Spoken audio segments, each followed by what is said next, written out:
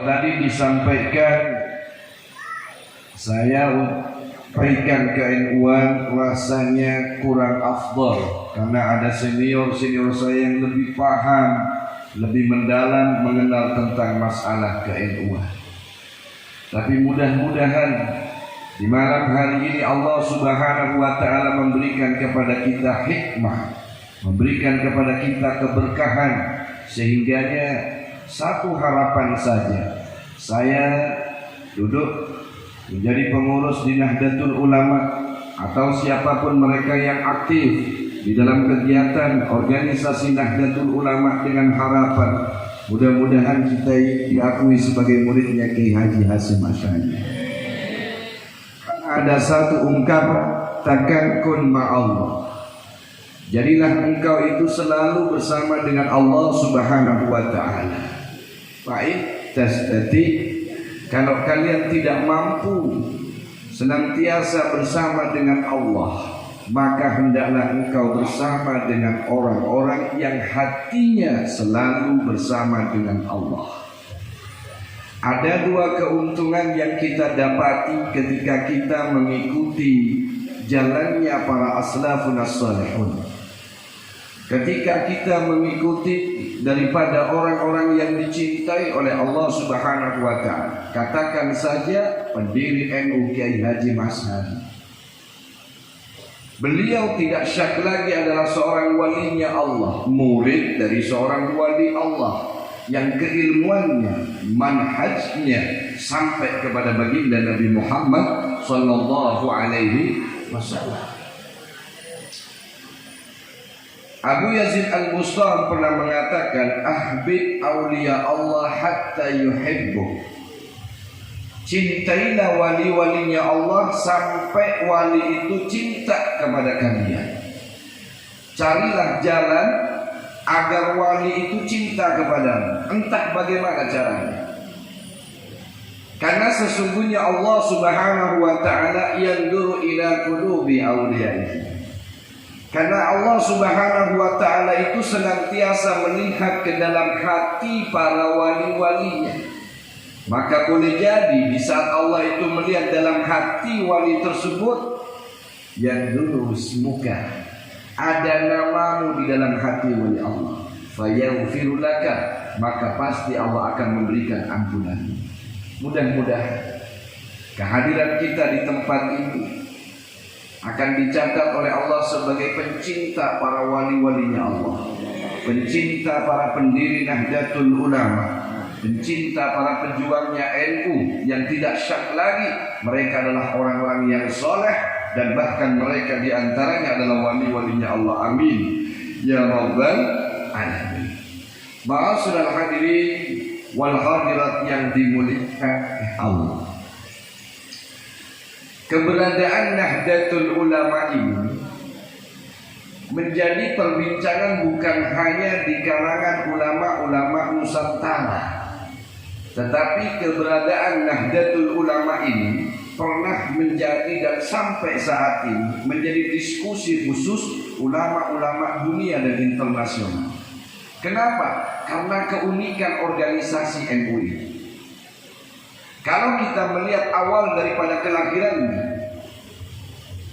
NU didirikan untuk menyelamatkan satu akidah yang dibawa oleh Nabi Muhammad SAW dan dilanjutkan oleh Khulafaur Rasyidin, para sahabat yang meneruskan perjuangan Nabi Muhammad SAW.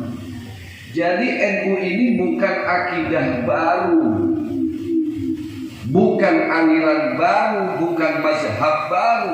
Justru NU itu lahir untuk melanjutkan dan melanggengkan akidah yang diajarkan oleh baginda Nabi Muhammad SAW, yaitu akidah Ahlus Sunnah wal Jamaah.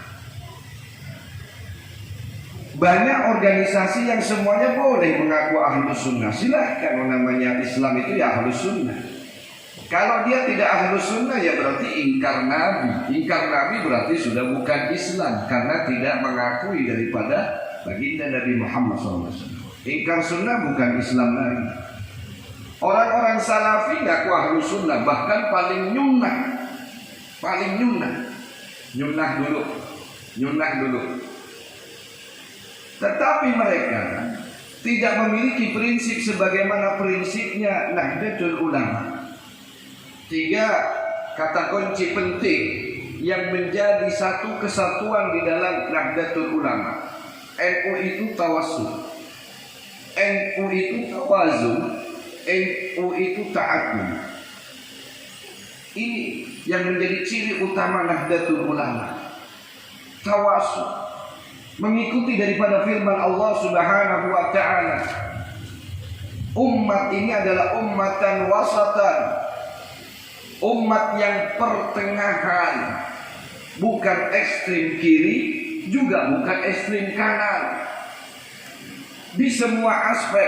Jadi kalau Anda nanti mau melihat kenapa NU kok begitu luasnya, ya karena memang didirikan oleh orang-orang yang memang tahu betul tentang manhaj nabawiyah.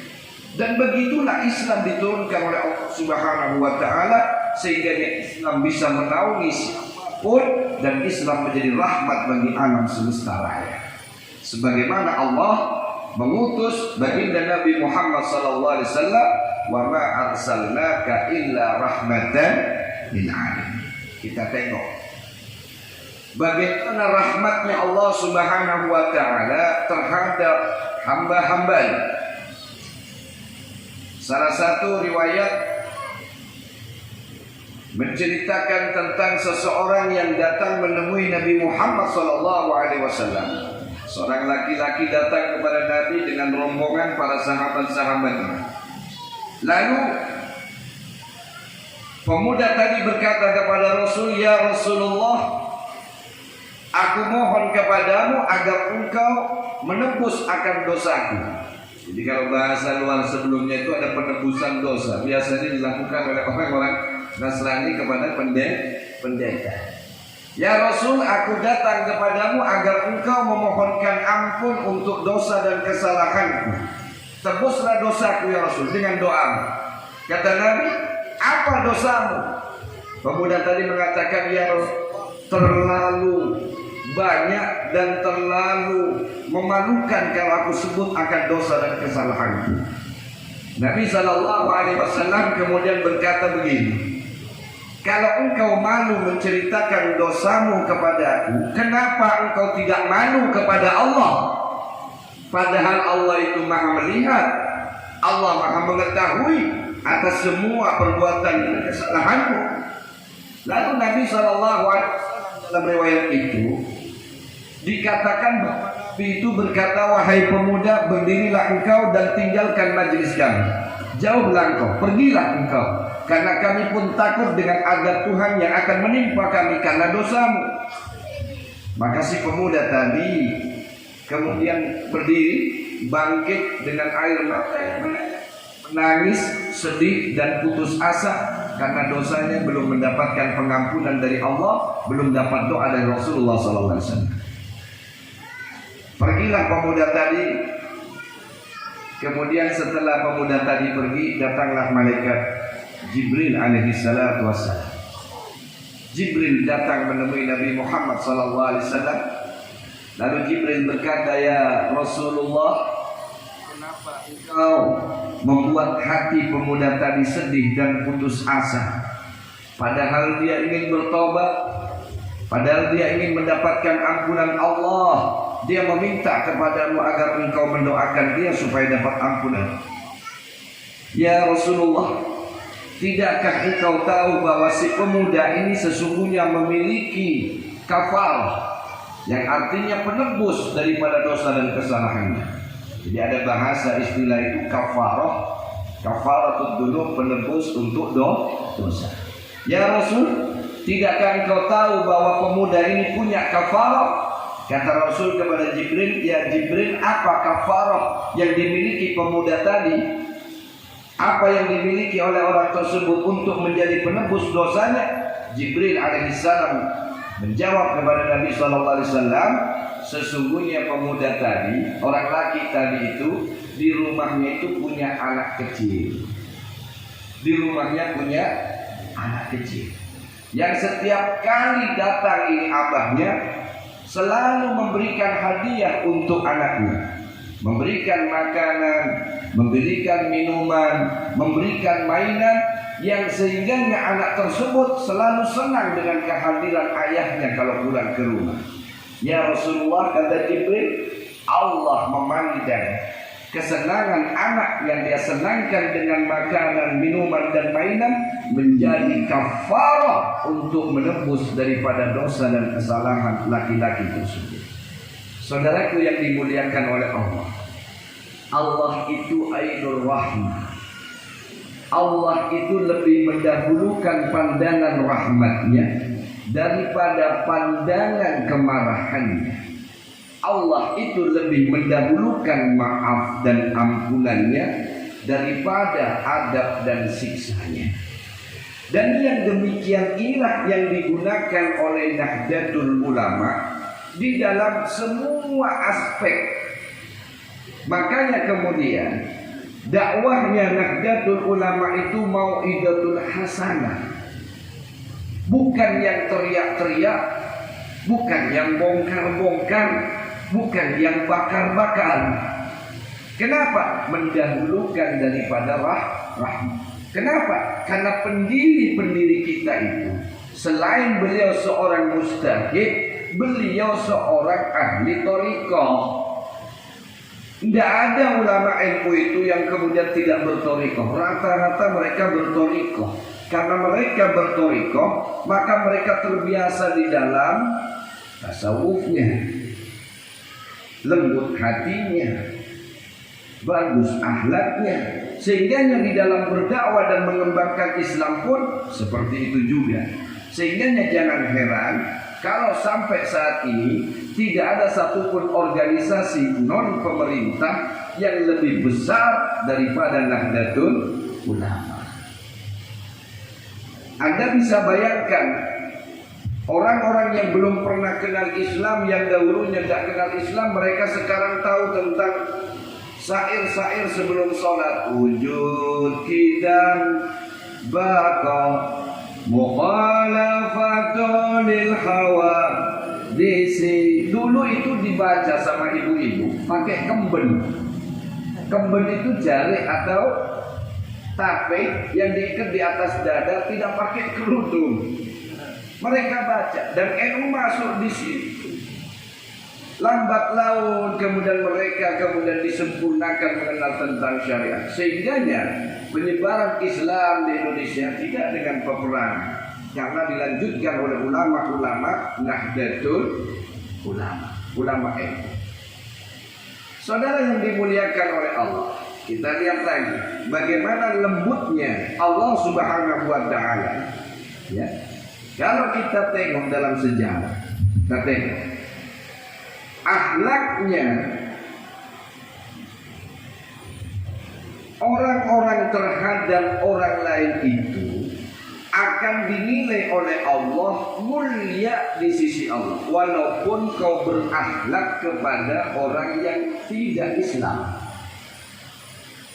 Akhlakmu saja kepada orang non-muslim itu tetap tinggi mulia nilainya di sisi Allah.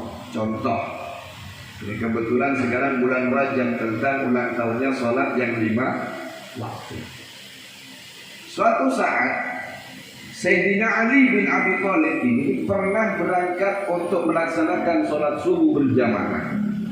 Ketika Sayyidina Ali bin Abi Thalib turun dari rumahnya, berangkat ke masjid untuk sholat berjamaah dengan Nabi SAW, di depannya itu ada orang tua yang sangat tua renta dan jalannya itu pelan banget. Ya maklum orang tua, jalannya pelan. Sayyidina Ali bin Abi Thalib melihat ada orang tua yang jalannya pelan, itu dengan akhlaknya Sayyidina Ali nggak mau untuk mendahului. Kenapa? Ada orang tua rambutnya udah uban. Ini akhlak kita lah ya. Anak-anak Nahdlatul Ulama harus seperti ini. Kalau itu orang lebih tua dengan kita, itu tidak perlu tanya lagi ilmunya seberapa. Kau tidak perlu tanya lagi dia itu siapa. Pokoknya ada orang yang lebih tua dari kita, hormati, muliakan. Kalau ada yang lebih muda dari kita, sayang. Karena Nabi SAW mengatakan, man lam yuwakkir kabira, barang siapa yang tidak menghormati orang yang lebih tua, walam yarham saghir, dan yang tidak menyayangi yang lebih muda, bukan golongan kami. Makanya di NU itu masih kental dengan istilah monggo, sehingga untuk cari ketua saja kadang-kadang susah. Monggo, monggo. Sampai mau jadi imam itu rebutan 5 menit monggo. Sumonggo namanya. Akhlak. Tapi Sayyidina Ali bin Abi Thalib tadi ketika melihat orang tua berjalan, dia tidak melewati. Sampai di masjid, si orang tua tadi ternyata tidak ke masjid. Belok masjid, ini tidak belok, lurus saja kata Sayyidina Ali. Allah, ini bukan muslim kayaknya. Bukan muslim ini kayaknya. Orang tua tadi bukan muslim. Dia lurus saja. Sayyidina Ali masuk ke masjid, itu matahari sudah mau muncul, pertanda waktu subuh sudah mau habis. Tapi ketika Sayyidina Ali masuk ke masjid, ternyata Rasulullah masih ruku, berarti masih sempat untuk ikut 1 rakaat bersama dengan Nabi SAW. Lalu kemudian sholat subuh. Sampai selesai sahabat tanya sama Nabi, ya Rasulullah, kau ruku ini kok lama banget?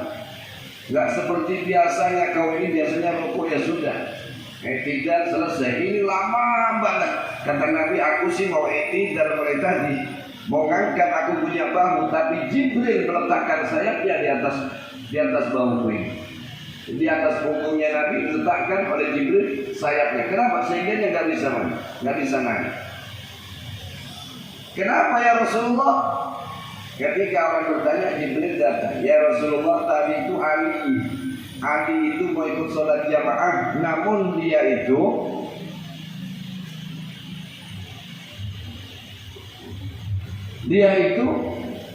tidak mau melewati orang tua. Karena akhlak inilah kemudian Allah memberikan kemuliaan. Apa yang terjadi? Subuhnya, kata malaikat Jibril itu, malaikat Mikail pegang matahari, sehingga matahari itu tidak terbit. Karena akhlaknya Ali kepada orang tua, walaupun dia bukan mudah-mudahan kelembutannya para pendiri NU itu menular kepada kita semua. Akidahnya kita lanjutkan, perjuangannya kita lanjutkan, akhlaknya kita teladani, sehingga NU akan menjadi contoh terbaik bagi seluruh organisasi Islam yang ada di Indonesia ini.